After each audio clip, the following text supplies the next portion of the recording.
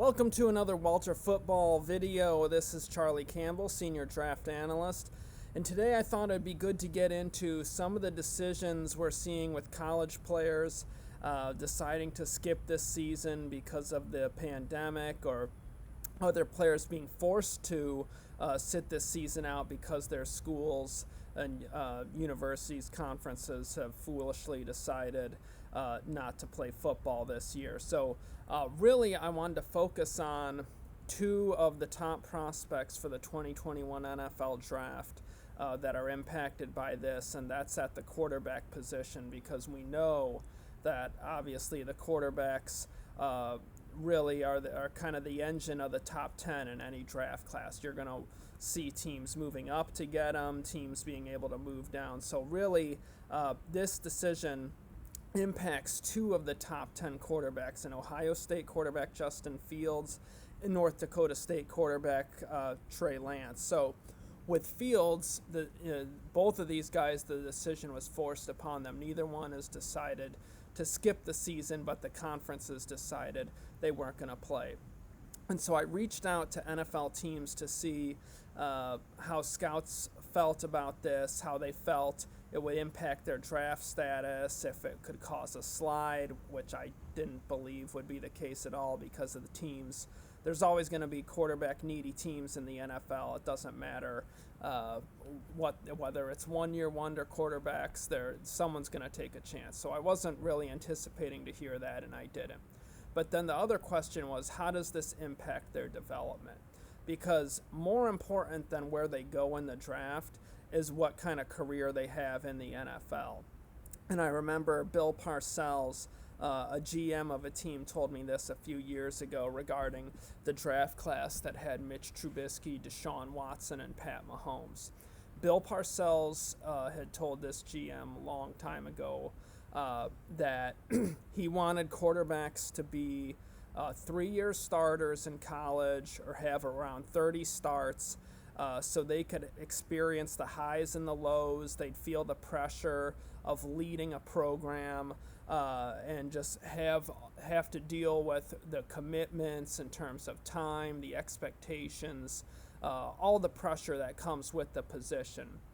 So obviously in that draft class, you saw the guy that had little experience, Mitch Trubisky, bordering on bust territory. Pat Mahomes, Deshaun Watson, two of the best young quarterbacks in the NFL. Both of them started over 30 games in college, had led their teams to new heights in terms of wins. Pat Mahomes, basically with Texas Tech, I mean, he just carried them and made them relevant all on his own in the Big 12, whereas with any other quarterback, they probably would have only won 2 or 3 games. At any rate, so you see the experience factor there. Now you're taking that away from Fields and Trey Lance, because Lance was a 1-year starter at North Dakota State. They win a national championship for the 3rd year in a row, but that shows the strength of the program to be able to do that with a bunch of different quarterbacks and changing rosters. So at that level of competition, only 1 year to evaluate him, that hurts his development. And I heard that from scouts back in May when talking to them about Lance, guys that had been through North Dakota State, and they said you really want to see more than 1 good year of play out of a guy at that level of competition. That's taken away from him. That makes his development more slowed down for the NFL. And you saw late in that season last year, he didn't play as well down the stretch at the end of the year and in the playoffs when the competition got better, and teams have more tape on him at that point. So, but regardless of that, he has a great skill set, so he'll go high. But this does hurt his mental development. These quarterbacks need reps. As one director of college scouting said to me in a text yesterday, there is no substitute for pre-draft and post-draft experience. So these guys need the reps, and that was the case with Justin Fields too last year. When watching him, obviously he has a great skill set, accurate passer, ability to push the ball, great on his feet, ability to hurt defenses on the ground as well as through the air. but it was his first year as the full-time starter at a big-time college football program after transferring from Georgia. And one of the things you saw with Fields, one of the areas of improvement was really handling the blitz, as that seemed to really knock him off a little bit, kind of had some freezing in the pocket when he had the blitz bearing down on him. So that's something you really want to see a quarterback work on and improve on, handling that before they get to the NFL. Because in the NFL, the blitz schemes are far more complex. You're going to see obviously better players, faster linebackers, faster safeties that are going to be blitzing. You're going to see a lot more variety and scheme from team to team. And obviously guys who've been doing it for a long time as opposed to college players who are younger and less experienced. So you really would like to see Fields get another year of starting experience at the college level before going to the NFL. It doesn't mean that he's obviously not gonna slide in the draft if Ohio State doesn't play this year. I mean, the season's canceled. Supposedly they're still trying to figure out something, whether it's a home and home slate with 6 conference teams. Obviously that it's kind of fluid at this point. At any rate, Fields definitely gets hurt by it just in terms of his long-term development as a player. So he goes to the NFL most likely with only 1 year of experience in college.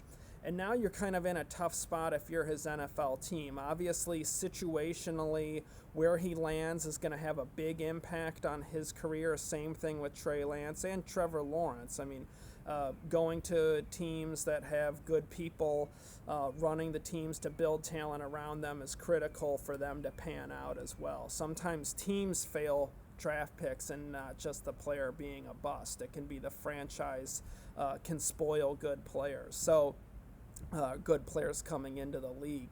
So at any rate, Fields is going to be set back from that standpoint. He needs the reps. He needs more starting experience. So if he goes to the NFL with only 1 year, now you're kind of in that tough spot of, well, do we give him some time on the bench to develop, but then he's still not getting the reps, the live fire reps that he really needs to improve, but at the same time he might not be ready to play, and you don't want to ruin him, and have a guy that has a talent to him that you just ruin because he ends up taking a pounding, or he's not ready to handle the next level. So it really makes the development slow down for these two players. It hurts them in the long run. The NFL, as one scout said to me yesterday, you really got to be patient with them. Don't kill them if the rookie year is rough.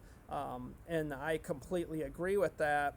But the way the NFL is, that isn't always the case. Patience isn't always there. Just ask Josh Rosen. The Cardinals move up into the top 10 to take him. Less than a year later, they're replacing him, taking another quarterback and shipping him to Miami in a trade for a day 2 pick. So obviously the NFL is not always long on patience. Some franchises are better at that than others, but overall, it's going to hurt these guys. And it's going to hurt some others too. Say Gregory Rousseau out of Miami, the defensive end who said he's not going to play this season. He was a 1-year wonder at Miami. He was tremendous last year for the Hurricanes, super impressive on tape. But his development as a player is hurt because he's losing reps against offensive tackles. He's losing experience taking on double teams. He's not developing his game with a year of working on pass rushing moves, so it slows it down for him. Caleb Farley from Virginia Tech. This is a guy who had a torn ACL in college, started out at wide receiver, had a rough 2018 season. 2019 played really well, but had a back injury. So he could use the reps at getting better, showing he can put 2 years in a row together, but he opted out as well. So it just makes, I think, at the end of the day, more risk for these NFL teams because these players are going to enter the league a little bit more raw.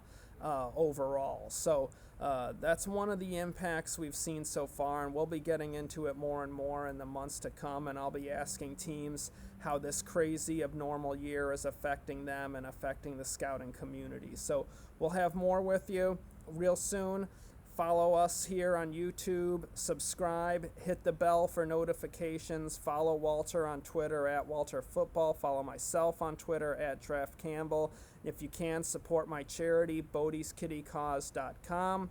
I'll try to put a link below to the article I wrote about this that was up on Walter Football here on Wednesday, August 19th, I want to say. So anyways, we'll be back with you guys soon. Thanks for checking it out.